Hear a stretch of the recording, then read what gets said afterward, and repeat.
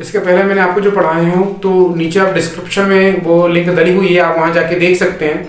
मैं आपको पढ़ा रहा था निर्देशन के तत्व, तो मैंने आपको बताया था निर्देशन के 4 तत्व होते हैं। एक होता है पर्यवेक्षण, एक होता है अभिप्रेरण, उसके बाद होता है नेतृत्व, फिर लास्ट होता है संप्रेषण। आपका एक क्वेश्चन आपसे यहीं से बन सकता है कि निर्देशन के कितने तत्व होते हैं, कितने तत्व होते हैं, उसके 4 होते हैं, याद रखिएगा आप इसे।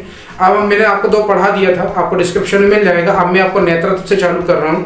नेतृत्व क्या होता है? नेतृत्व मतलब होता है व्यक्ति का विशेष गुण। व्यक्ति का विशेष गुण का मतलब क्या होता है? जिसकी सहायता में दूसरे व्यक्तियों को क्या करता है, वो दूसरे व्यक्ति को रास्ता दिखाता है, उसके पथ प्रदर्शन करता है, उसको क्या बोला जाता है? नेतृत्व बोला जाता है। नेतृत्व जो होता है आपका प्रबंधन में बहुत ही इंपॉर्टेंट इसका रोल अदा होता है। तो नेता के गुण क्या होना चाहिए था? नेता के गुण कैसे होने चाहिए? सबसे पहले नेता कैसा होना चाहिए आपका? उत्तम स्वास्थ्य वाला होना चाहिए, उसका जो है हेल्थी होना चाहिए व्यक्ति। एक तो सहनशील भी होना चाहिए, उसके अंदर स्फूर्ति रहनी चाहिए कि फटाफट किसी भी कार्य को वो आसानी से कर सके।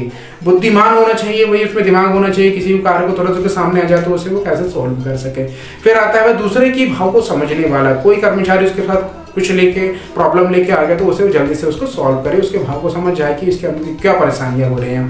निर्णय लेने में दृढ़ता रखने वाला, कि आसानी से वो निर्णय ले सके सामने वाले की बातों को समझकर। मानसिक क्षमता होनी चाहिए, किसी बात को वो आसानी से समझ जाए। उसके बाद आता है समस्या के प्रति वैज्ञानिक दृष्टिकोण रखने वाला होना चाहिए। तो नेता के अंतर्गत इतने गुण होना आवश्यक है, तो ही आप प्रबंध में बिजनेस को आप अच्छे से कर पाएंगे। इसका 4th नंबर का निर्देशन का जो तत्व है वो आता है संप्रेषण। Is the very most important है। इसको बोला जाता है संदेश वाहन। संप्रेषण शब्द जो है लेटिन शब्द से बना हुआ है, इसे लेटिन से लिया गया है।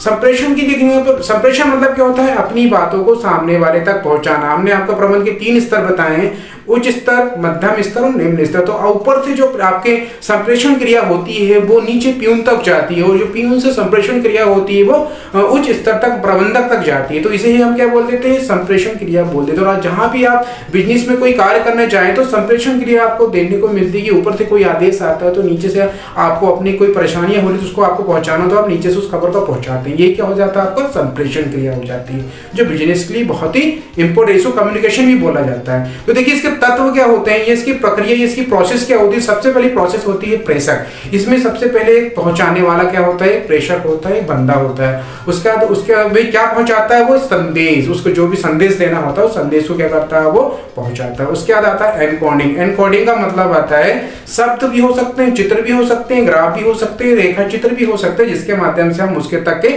आपके कम्युनिकेशन हम करते हैं। उसके बाद आता है माध्यम। माध्यम क्या होता है पहुंचाने का? भाई आपका लिखित भी हो सकता है और मौखिक भी हो सकता है। फिर डिकोडिंग। डिकोडिंग का मतलब होता है हमने जो बोला उसको वो सामने वाला कैसे समझेगा, उसको बोला जाता है डिकोडिंग बोला जाता है।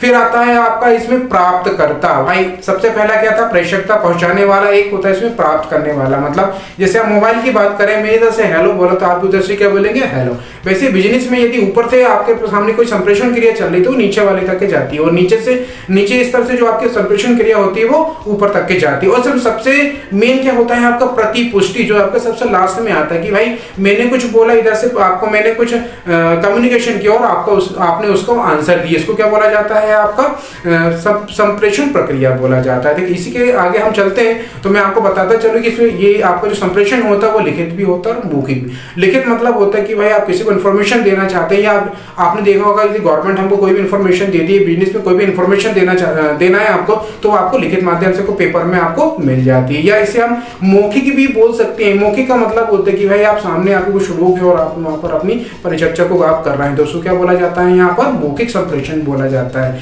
इसके आगे मैं वेरी मोस्ट टाइम भी आपको बताता हूँ कि जो आपका संप्रेषण है, एक होता है औपचारिक, एक होता है अनौपचारिक। औपचारिक का मतलब होता है कि जहां पर आपके नियम और आपके पूरे नियम फॉलो हो रहे हैं, वहां क्या बोलते हैं? औपचारिक। जैसे उच्च स्तर से निम्न स्तर तक की कड़ियों में यदि आप मैसेज डालना चाहते हैं, मैसेज बताना चाहते हैं, तो उसे बीच में कोई तोड़ मरोड़ नहीं सकता, कोई उसमें हाथ नहीं डाल सकता, कोई उसे काट नहीं सकता। जैसा मैसेज उच्च प्रबंध से चलता है और निम्न स्तर पर जाता है, सेम टू सेम वही आपका क्या हो जाता है? औपचारिक प्रबंध होता है। इसमें नियमों का उल्लंघन आप नहीं कर सकते। वैसे आपका अनौपचारिक संप्रेषण होता है। अनौपचारिक क्या होता है? अनौपचारिक को आप उच्च स्तर से तो चलता है वो, और नीचे जाते जाते क्या होता है? उसका प्रारूप पूरा बदल जाता है कि भाई मैंने आपको कुछ बताया, या उच्च स्तर ने आपको कुछ दिया, आपने नीचे वाले को कुछ बताया और आपने नीचे वाले को कुछ बता दिया, और पूरा जाकर वो गलत संप्रेषण आप तक पहुंच गया। तो इसे क्या बोला जाता है? अनौपचारिक संप्रेषण, या आप इसका एक क्वेश्चन बिल्कुल याद करके जाइए कि अंगूरी लता कौन सा संप्रेषण होता है। जो अंगूरी लता संप्रेषण जो होता है वो होता है अनौपचारिक संप्रेषण, जो कि गलत माध्यम से आप बोलते कुछ है और आपकी जुबान से कुछ निकलता है और सामने वाले व्यक्ति तक कुछ होकर वो पहुंच जाता है। उसको क्या बोला जाता है? अंगूरी लता संप्रेषण या अनौपचारिक संप्रेषण।